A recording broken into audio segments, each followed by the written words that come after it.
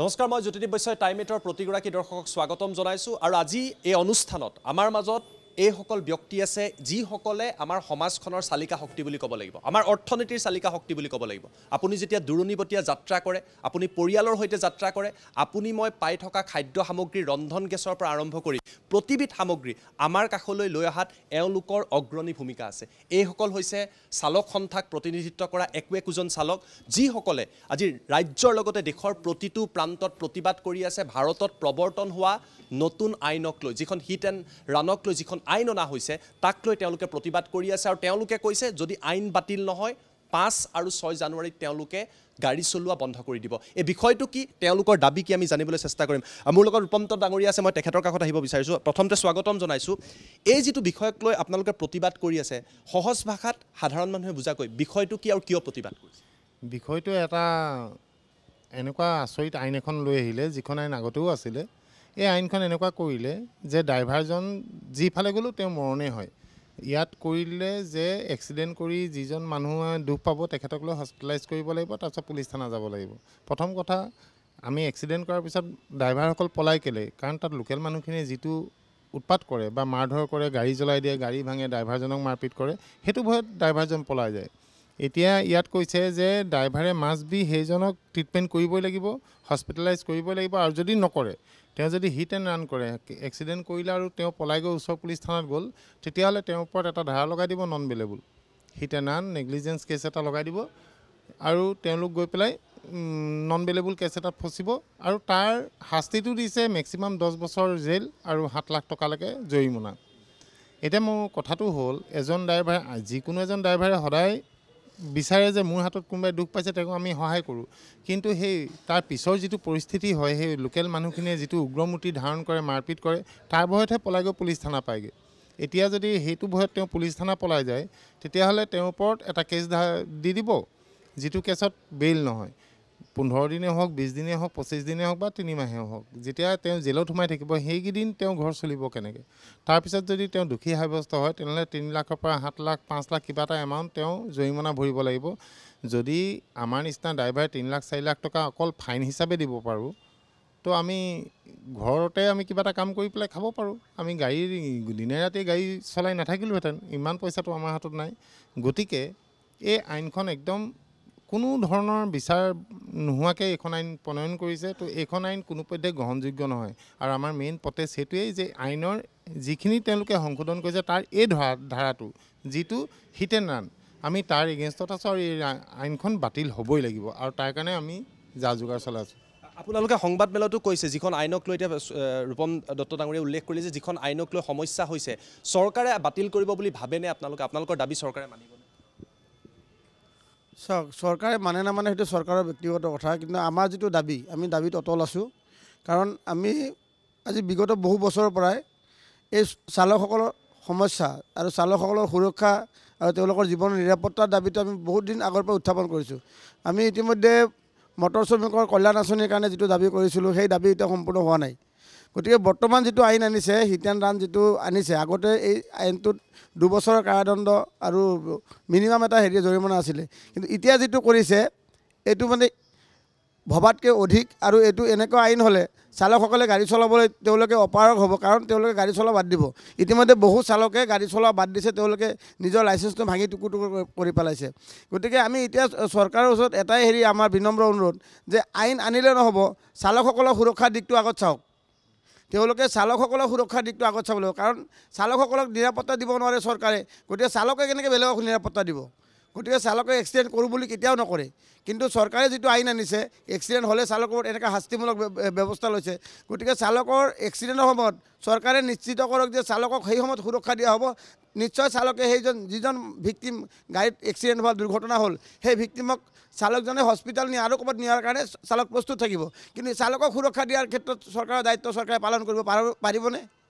এইটো মেইন প্ৰশ্ন। আপোনালোকে যিটো কথা কৈছে, চালকৰ কথা উল্লেখ কৰিছে, কিন্তু মোৰ মনত আজি প্ৰশ্ন আহিছে, কিয়নো আজি দেৰগাঁৱত এক দুৰ্ভাগ্যজনক ঘটনা সংঘটিত হৈছে। ট্ৰাক আৰু বাছৰ সংঘাত হ'ল, তাৰপিছত আমি 11-12জনকৈ ব্যক্তি হেৰুৱাবলগীয়া হ'ল। চৰকাৰৰ যুক্তিটো হৈছে, আমি আইন আনিছোঁ, অমিত শ্বাহেও কৈছিলে লোকসভাৰ মজিয়াত, পথ সুৰক্ষাৰ বাবে, প্ৰাণ বচোৱাৰ বাবে। এই দেৰগাঁৱৰ ঘটনাটোৰ আলম লৈ বিষয়টো কিদৰে চায়? এই যুক্তিটো বহুতে দিব যে পথ সুৰক্ষাৰ বাবেহে আইনখন অনা হৈছে। নাই এইটো বৰ মৰ্মাহত কথা, বৰ অন্তৰ ভাঙিছে, অন্তৰ দুখ পাইছোঁ। আমাৰ 12-14জনকৈ মানুহ আমাৰ মাজৰ পৰা হেৰাই গৈছে। আটাইতকৈ ডাঙৰ কথা, একেটা ঘৰৰ 4-5জনকৈ গৈছে। আমি এটা চুবুৰী এজন মানুহ ঢুকালে আমি মিয়মান হৈ পৰোঁ, ভাত খাবলৈ মন নাযায়, মাছ মাংস খাবলৈ মন নাযায়। য'ত একে ঘৰৰ 4-5জনকৈ মানুহ ঢুকাইছে, সেইটো কিমান দুখদায়ক হ'ব ঘটনাটো ভাবক। ইয়াত গোটেইখিনি মই ভাবি চাইছিলোঁ, আৰু যিটুকুৰা ঠাইত এক্সিডেণ্ট হৈছে সেই ঠাইতে টুকুৰাই দি মই প্ৰত্যেক ৰাতি অহা যোৱা কৰোঁ। তাত মই প্ৰত্যেক ৰাতি সেইটুকুৰাত গাড়ী চলাওঁ। ইয়াত আটাইতকৈ ডাঙৰ ভুল, নেশ্যনেল হাইৱে যিটো অথৰিটিয়ে গাড়ী বনাই আছে, আমাৰ ড্ৰাইভাৰজন সদায় সলনি হয়। আজি এইফালে বনাইছে, আমি এইটো চাইডে যাব লাগে। তাত যিখিনি উচিত কাৰচিনবোৰ মাৰিব লাগে, সেই কাৰচিনবোৰ ৰেডিয়ামত মাৰিব লাগে, তাত মৰা নাথাকে। কাৰণ প্ৰত্যেক নিশাই সলনি হয়, সেইটো সিহঁতি এটা গাফিলতি কৰি আছে নিজৰ কামত। আৰু মেইন এক্সিডেণ্টটো হৈছে সেইটো কাৰণে, আগদিনা এইফালে আছিলে, পিছদিনা সিফালে গ'ল। যিখন ট্ৰাক ৰৈছিলে সি নিজৰ ৰাস্তাতে আছিলে। সেই ৰাতি যেতিয়া বন্ধ কৰিলে, সি এইটো চাইডে যাওঁতে বাছখন আহিছিলে। ইয়াত দুখ বুলিবলৈ ট্ৰাকৰো ভুল আছে, বাছৰ ড্ৰাইভাৰজনৰো ভুল। মোৰ মতে বাছৰ ড্ৰাইভাৰজন সেইটো লাইনত চলোৱা নহয়। তেওঁ 4 লেনত গাড়ীখন পালে, ৰাতি 2:30 বজাত তেওঁলোক ওলাই আহিছে, বগীবিল যাব, তাৰপিছত টিলিঙা মন্দিৰ যাব, পূৰা ফালি দিছে গাড়ী। মোৰ মতে গাড়ীখন 100 ওচৰা-ওচৰি স্পীডত আছিলে, নহ'লে 80 বা 70 কিলোমিটাৰ স্পীডত এক্সিডেণ্ট হ'লে গাড়ীৰ লাষ্টৰ ছিটলৈকে ছিট উঘালি নাযায়। মই গাড়ীখনৰ ফটো দেখিছোঁ। তো ইয়াত ভুল দুইজনেৰে আছে মোৰ মতে। বাছখনৰ চালকেও তীব্ৰ বেগত আছিলে, আৰু ট্ৰাকখনো পটককৈ বেলেগ ছাইডৰ পৰা উলিয়াই দিলে, সেইটো কাৰণে কণ্ট্ৰল নহ'লে। আৰু ইয়াত আটাইতকৈ ডাঙৰ ভুল মই এটাই ক'ম, তাত যিখিনি এৰ'চিন দিব লাগে এৰ'চিনখিনি ভালকৈ দিয়া হোৱা নাই। ত' মই চৰকাৰক এইটোৱে আহ্বান জনাম, এই ৰাস্তাটো যে বনাই আছে সোনকালে বনাব লাগে, সোনকালে শেষ কৰিব লাগে। কাৰণ আমি ডেইলি চলাই থাকোঁতে আমাৰ ভুল হয়। কেইদিনমান আগত মোৰ গাড়ীখনো চিধাকৈ গুচি গৈছিলে, য'ত সদায় আমি গৈ থাকোঁ, তাত কোনো কাৰচিন নাছিলে, ব্লক নাছিলে। গৈ 2 কিলোমিটাৰমান যোৱাৰ পিছত মই আকৌ 2 কিলোমিটাৰমান বেক কৰি পেলাই গাড়ীখন আনি বেলেগ ৰাস্তাইদি নিবলগীয়া হৈছে। সিহঁতি তেনেকুৱা কৰে, ৰাস্তাটোৰ মুখত বন্ধ কৰি নথয়। তেনেকুৱা বহুত ভুল দেখিছোঁ। ইয়াত চালি জাৰি চাবলৈ গ'লে আল্টিমেটলি আমি 14জন প্ৰাণ হেৰুৱালোঁ অকল নেশ্যনেল হাইৱে ভুলৰ কাৰণে। এই কথাখিনিও আমি পাতিম, কিন্তু আপোনালোকৰ আমাৰ লগত যথেষ্ট সংখ্যক প্ৰতিনিধি আছে, আমি তেওঁলোকৰ পৰা জানিবলৈ চেষ্টা কৰিম। আপোনালোকে এটা প্ৰতিবাদী কাৰ্যসূচী লৈছে, জানুৱাৰীৰ 5 আৰু 6 তাৰিখে কৈছে যে আপোনালোকে গাড়ী নচলাই বন্ধ কৰি দিব। সেই কাৰ্যসূচী এতিয়াও আছে নে আপোনালোকে ৰূপায়ণ কৰিব বুলি ভাবি আছে? সেই কাৰ্যসূচী আমাৰ 5 তাৰিখে ৰাতিপুৱা, আপোনাৰ 7 তাৰিখে ৰাতিপুৱা 5টা বজালৈকে আছে। 48 ঘণ্টা আমাৰ কৰ্মবিৰত থাকিব। সেইটো কাৰণে সেইটো কাৰ্যসূচী আমি থাকিবই, যেতিয়ালৈকে আমাৰ এই চৰকাৰখনে যেতিয়ালৈকে আইনখন বাতিল নকৰে, তেতিয়ালৈকে কাৰ্যসূচী আমাৰ চলিয়ে থাকিব। কাৰণ যিখন আইন দিছে আমাৰ চালকসকলৰ ওপৰত জাপি দিছে, সেই আইনখনৰ মতে আমি কোনো সুখী নহয়। তো সেই গতিকে আমাৰ এইখন মানে যিটো আমাৰ যুদ্ধ, এই যুদ্ধ চলি থাকিব যেতিয়ালৈকে আইনখন বাতিল নকৰে। 5-6 তাৰিখে ওলা উবেৰৰ পৰা আৰম্ভ কৰি অন্যান্য যি বাহন আছে, বাণিজ্যিক বাহন আছে, সকলো বাহন বন্ধ থাকিব? হয়, নিশ্চিতভাৱে আমি বন্ধ ৰাখিম। কাৰণ চাওক, সময়ৰ পৰিৱৰ্তন যেনেকৈ হৈ আছে, তেনেকৈ কিছু সংশোধনীয়তাৰ প্ৰয়োজনীয়তা আছে। আজি দেখিছে ভাৰতীয় জনতা পাৰ্টীৰ চৰকাৰখন অহাৰে পৰা বিভিন্ন ধৰণৰ আইন তেওঁলোকে প্ৰণয়ন কৰি আছে, সংশোধন কৰি আছে, তেওঁলোকে ইমপ্লিমেণ্ট কৰি আছে। এতিয়া কথা হ'ল কি, আইন এখন কাৰ কাৰণে? খাটি খোৱা জনতাৰ কাৰণে নহয় জানো? গতিকে জনতা যেতিয়া সুখী নহয়, তেতিয়া এইদৰে প্ৰতিবাদ হয়, আন্দোলন হয়। গতিকে নিশ্চিতভাৱে এখন কলা আইন বুলি আমি মানি লৈছোঁ, আৰু আমি এখন আইনৰ দ্বাৰা সুৰক্ষিত নহয়। ইয়াত আমাৰ জীৱন নিৰাপত্তা জড়িত হৈ আছে। গতিকে আমি নিশ্চিতভাৱে এই আইনৰ বিৰোধিতা কৰিম, আৰু অনাগত দিনত যদি বলপূৰ্বকভাৱে চৰকাৰে এই আইনখন জাপি দিব বিচাৰে, তেতিয়াহ'লে তীব্ৰ প্ৰতিবাদী কাৰ্যসূচী গ্ৰহণ কৰিম। 5 আৰু 6 জানুৱাৰীত যদি আইন বাতিল নকৰে, তেওঁলোকে কৈছে যে তেওঁলোকৰ প্ৰতিবাদ চলি থাকিব। গুৱাহাটীৰ লগতে ৰাজ্যৰ বিভিন্ন প্ৰান্তত ওলা উবেৰৰ পৰা আৰম্ভ কৰি অন্যান্য বাহন নচলে। মোৰ এটা প্ৰশ্ন আছে, এই বিষয়টোক লৈ কেৱল অসমতে প্ৰতিবাদ হোৱা নাই, সমগ্ৰ ভাৰতত প্ৰতিবাদ হৈছে। আৰু কালি ভাৰত চৰকাৰৰ তৰফৰ পৰা কোৱা হৈছে, এটা আশ্বস্ত দিয়া হৈছে যে আমি আইনখন আনিছোঁহে, এতিয়ালৈকে বলবৎ কৰা নাই। আৰু এটা পজিটিভ ৰেছপঞ্চ আহিছে, বিভিন্ন প্ৰান্তত কিন্তু প্ৰতিবাদ কমি আহিছে। ইয়াক লৈ কি ভাবে? চৰকাৰে কিন্তু আপোনালোকৰ কথা শুনিছে? নাই, মোৰ ইয়াত হাঁহি উঠিছে। চৰকাৰে আমাৰ কথা শুনা নাই। চৰকাৰে যিটো সংস্থাৰ লগত কথা পাতিছে, all India road transport Congress বুলি কিবা এটা আছে, মই গোটেই নামটো ভালকৈ নাজানো, সেইটো আচলতে কোনো চালকৰ লগত জড়িত এটা সংস্থা নহয়। সেই সংস্থাটো হ'ল বিভিন্ন ট্ৰাকৰ মালিকৰ সংস্থা। সেই তেনেকুৱা এজন মালিকৰ 400-500কৈ গাড়ী আছে, বৃহৎ সংস্থা এটা, আৰু ইহঁতি বহুত ধনী মানুহ। চ' ইয়াত মালিক আৰু চৰকাৰৰ মাজত যিটো চুক্তি হৈছে, সেই চুক্তিত ড্ৰাইভাৰৰ কথাই নাহে, তেওঁলোকৰ লগত আমাৰ কোনো মতলবেই নাই। আমাৰ কথা হ'ল এই আইনখন যিখন দিছে ডাইৰেক্টলি ড্ৰাইভাৰৰ লগত জড়িত। আৰু এইটো বিভ্ৰান্তি তেওঁলোকে গোটেই সমাজত মিডিয়াৰ থ্ৰুৱেদি বোৱাই দিছে যে এইখন বাতিল হৈ গ'ল, আমুক হ'ল তামুক হ'ল। আল্টিমেটলি তেওঁলোকে কথাটো এইটোহে কৈছে যে এই আইনখন এতিয়ালৈকে বলবৎ হোৱা নাই। যদি বলবৎ কৰোঁ, আমি ৰোড ট্ৰেন্সপৰ্ট কৰ্প'ৰেশ্যন কংগ্ৰেছৰ লগত আমি কথা পাতিহে বলবৎ কৰিম। তেওঁলোকৰ লগত কথা পাতিবলৈ তেওঁলোকৰ অথৰিটি কি? তেওঁলোক হ'ল মালিক, আমি হ'লোঁ চালক। প্ৰব্লেম হ'ব আমাৰ 10 লাখ টকা আমাৰ ফাইন হ'লে মালিকে মোক নমাই দিব, বেলেগ এটা ড্ৰাইভাৰ দি পেলাই গাড়ী চলাব। চ' এইখন কোনো পধ্যে এইবোৰ ৰাইজক ভুল তথ্য দিছে, এইখন বাতিল হৈছে বুলি ভুল তথ্য দিছে। গোটেই ভাৰতত বিদ্ৰোহ চলি আছে, অসমতো বিদ্ৰোহ হ'ব, নৰ্থ ইষ্টত বিদ্ৰোহ হ'ব।